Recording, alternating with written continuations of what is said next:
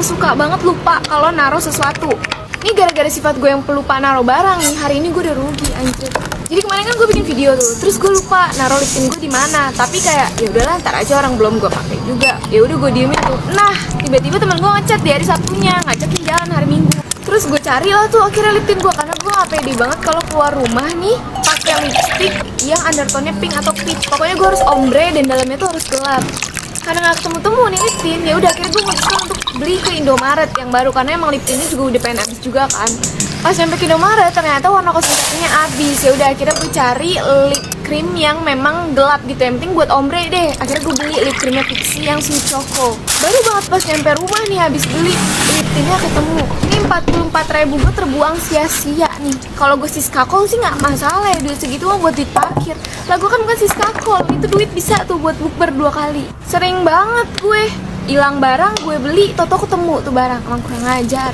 Diteror sama mama teman sendiri gara-gara takut anaknya kalah glowing. Ini kejadiannya udah lama waktu aku masih kuliah dulu. Nah, jadi kita berteman itu ada 7 orang dan kita tuh sering banget main bareng. Nah, pas main bareng itu kita kan sering banget posting instastory di sosmed. Tiba-tiba aja ada satu akun pack yang ngikutin semua sosmed kita, dan setiap kita posting biasanya dia bakalan komen dengan bahasa kasar. Gak cuma itu, dia juga biasa komenin kita jelek, gak cantik lah. Pokoknya setiap postingan kita itu dia pasti nge-hate. Nah, kalau biasanya kita posting foto bertuju, dia tuh sering banget muji salah satu teman kita dengan kalimat diantara kita semua cuma teman kita yang tadi itu yang paling cantik. Nah, awalnya kita nggak nanggepin itu, sampai akhirnya kita tahu kalau ternyata bukan cuma akun aku aja yang di-hack kayak gitu. Semua temanku kecuali temanku yang dia puji tadi itu sering diteror dan dikata-katain di sosmednya. Awalnya kita mikir kalau itu fans beratnya temanku tadi, atau diantara kita bertujuh dia lebih suka sama teman kami yang tadi. Ya udah, saat itu kita nggak nanggapi, kita pikir aja orang iseng. Semakin hari akun packnya itu semakin menjadi-jadi. Itu berlangsung sampai berbulan-bulan. Dia terus komen bahasa kasar di sosmed kita, bahkan sering banget nge-DM gak jelas. Akhirnya kita mutusin buat ngeblokir akun packnya tadi. Ternyata dia buat akun pack lagi sampai 3, dan ketiga akun itu khusus buat nge-hate kita semua. Dan gimana akhirnya kita tahu kalau ternyata yang neror itu adalah mama teman kita sendiri. Ternyata semua akun pack itu milik mamanya yang dibuat khusus buat nge-hate kita. Semua itu berawal dari kita yang bolos kuliah. Kita pergi jalan-jalan gitu ke pegunungan, padahal saat itu masih jamnya kuliah. Nah, teman kita tadi ini minta kita semua buat jangan buat story di sosmed karena takut mamanya lihat dan bakalan marah ngelihat dia bolos kuliah. Kita bilang dong, nggak mungkin dong mama kamu ngelihat sosmed kita, soalnya kita nggak berteman sama sosmed mamanya. Dia tetap ngotot dan jelasin ke kita buat jaga-jaga aja, tapi kita tetap nolak karena dia nggak ada pilihan, takut ketahuan sama mamanya bolos sekolah. Akhirnya dia minjam HP kita satu persatu untuk ngeblokir akun pack mamanya.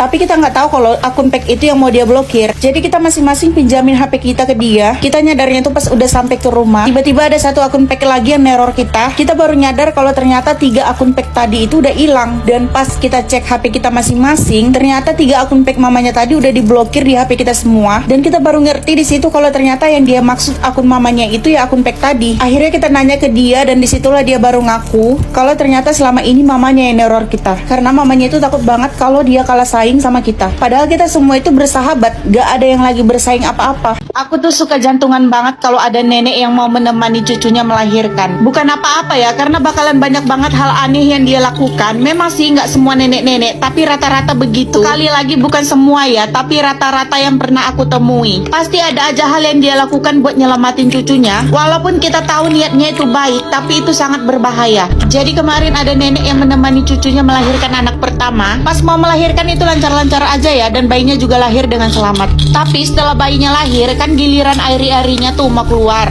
Tapi udah lama banget ari-arinya tuh nggak bisa keluar dan masih menempel keras di rahim cucunya. Jadinya bidannya nyuruh buat dirujuk ke rumah sakit. Awalnya orang tuanya udah mulai setuju, tapi neneknya nggak setuju karena dia pikir dia masih bisa menolong cucunya dengan cara mendorong seluruh isi perut cucunya. Kita pun terkejut dong kenapa dia mendorong isi perut cucunya, karena yang kita takutkan itu ikut rahimnya juga keluar nantinya. Pas kita larang, neneknya nggak mau, malahan dia minta bantuan sama anaknya, mama kandungnya si cucu tadi, buat mendorong perutnya karena menurut dia tenaga dia aja nggak cukup. Cucunya pun menjerit kesakitan. Kami udah mencoba melarang karena takutnya terjadi apa-apa, tapi keluarganya menolak. Sudah ada sejaman lebih, mereka belum juga mengambil keputusan buat merujuk ke rumah sakit.